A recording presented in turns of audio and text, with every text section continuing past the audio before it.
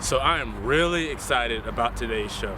We've got Dakota Rohlin. He's from Jacksonville University. Well, he plays from Jacksonville University, but he's from California, all the way on the West Coast. We're going to talk to him about East Coast, West Coast, lacrosse. He's going to show me how to put the ball in that there net. So without further ado, let's start the show.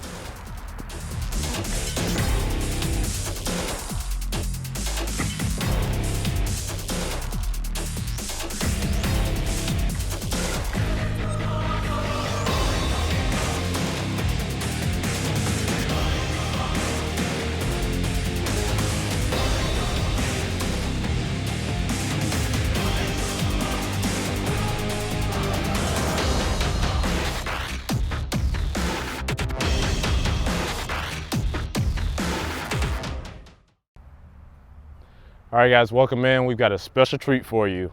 This guy right here, hailing all the way from California, Dakota Rohlin here at Jacksonville University lacrosse player. How you doing, man? I'm doing well. You? Pretty good, pretty good. Rohlin is able to beat. He certainly played hard and taken advantage of his opportunities.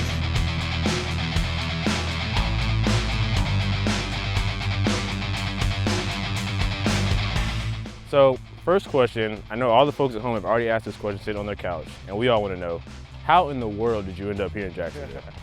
Well, I'm from Southern California originally, but the opportunities to play Division I lacrosse are really pretty limited. The furthest west that you can go for D1 lacrosse is Denver. So when I was getting recruited and I really wanted to go D1, a lot of my looks were in the Northeast, and it just made a lot more sense for me to kind of come somewhere nice and warm and sunny, and somewhere that I could kind of adapt to the weather patterns, a little more easily. What was the hardest adjustment coming from there to here? What do you miss the most? And also, what do you love the most about being in Florida?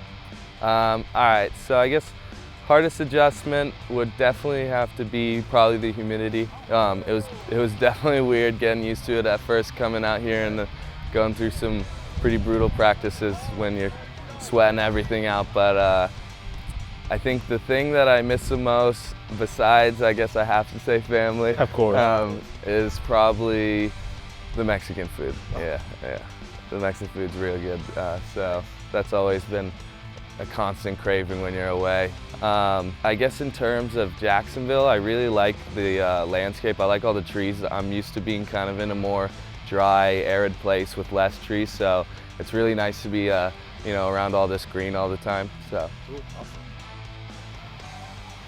Lower in the shoulder before giving it up to Rohlin, who will fire a shot and score. Dakota Rohlin.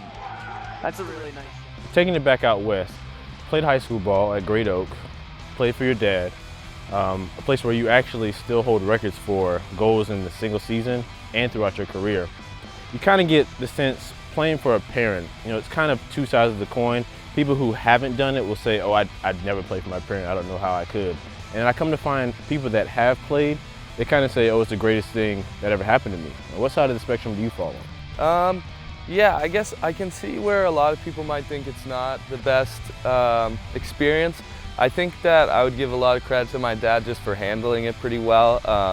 I've been around other people who have had their parents as coaches, and I've seen a little bit of different dynamics with that relationship, and I think that make sure that there's a clear, soft guidelines for, overstepping boundaries and stuff like that. I think it can be a really awesome opportunity to, become closer to your dad or your mom or I played with my brothers too under him, so it was kind of a whole family experience, which I think, it was cool. It definitely drew us a little closer. Cool. So, just leave the coach outside and dad at home, right? Exactly. So, I want to get into a little more. Play a little bit of club ball out there as well. Sort of sometimes in high school athletes, they'll kind of go through their season. During their all season, they'll do some light training, but some of them kind of do the, I'm just going to relax, catch up, hang out with friends, reset and everything. Tell us about club ball out on the West Coast. So club ball was a great opportunity for me just because it allowed me to play year-round in the summer and in the fall. So being able to play club ball for more regional teams, I would travel a little more, and I would be on teams with kind of, the little bit of the deeper players from all around the area. So that was one of the cool, probably the better aspects of it, was because, you know, it allowed me to grow more as a player, but to also kind of travel to different venues and different tournaments and stuff like that and get recruited.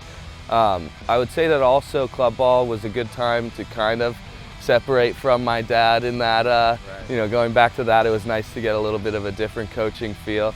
And it also kind of offered a nice break from the regular stress of being on a high school team. Things are a little more serious, so, you know, it was a good time to grow, but to also have a little fun with it. So, nice.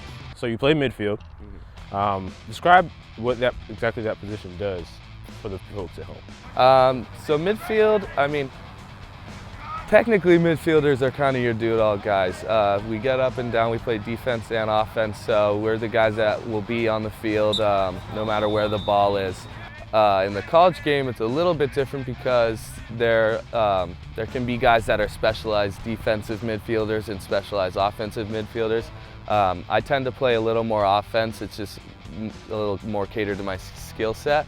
But you know, all of us are trained to play both ways, so we have to be a part of the team defense. We have to get down when the ball's on that end and really be able to communicate with those guys and get around and get our jobs done. We also have to clear and ride in the middle of the field, so that accounts for quite a bit of running. And then obviously on offense, we're, you know, 3 of the 6 guys out there as well. So it just kind of comes down to, you know, getting all over the place and getting your feet wet in every area of the field. So, Favorite part? Offense, definitely. You know, somehow I knew you were going to say that. Speaking of, you know, now we're here at JU. You come in, you're just on a tear. First year, you're the Rookie of the Year or Conference Player of the Year. I mean, you scored a few goals, had some assists. Junior year, you just blew up. You had multiple multi-scoring games. What is it about once that face-off is over? You just, because I mean, you're cool, you know, chill, laid-back California guy, but once that face-off is on, you just switch flips. You know, what happens? Yeah, I mean, I think that for me, I like to kind of have, I wouldn't say a relaxed focus, but a little more of a stress-free focus going into games. I try to shake the nerves a little bit. Obviously, I think it helps to get up, get a little fire burning before the game. But once that first whistle goes and, you know, we get into it, I try not to think about a whole lot. You know, with the amount of stuff that we practice and the amount of times that we have to go through a lot of stuff that we go through, you know, a lot of the times I kind of just try to leave it up to my preparation and just kind of focus in and, you know, gel with my teammates, because I think that when you can get into those modes where you're really going and everybody else around you is on the same page and you guys are all clicking, you know, I think good things will happen for everybody. So most of the time I really just try to, you know, keep a focus on what I'm doing, try to, you know, not get outside of myself, not play outside of myself, and just, you know, just do what I do. Tell me about the game against St. John's. St. John's, that was a game, I think, directly after Army last year, which was it was a really bad loss for us, and I think we had a decent amount of time in between those games, so we kind of knew that St. John's probably, you know, wasn't going to be coming in as hot, but we obviously were preparing really hard all week for it, and it was a good opportunity for us to really turn that first step around and show, kind of show everybody what we got. And we opened up the first half and played, I think we played, really well. We were up, I think, by maybe 5 or 6 goals at halftime. St. John's came back and scored and actually went up on us in the fourth quarter. They, a lot of credit to them. They really responded to that first half. But, we ended up kind of pulling it together, and we stuck together, forced overtime, and I just got a good chance to shoot, so I just took it, and the rest is history. The rest is history. So this guy here, clearly, as you've seen, as you've heard, master with the stick. He scores everything, in my opinion.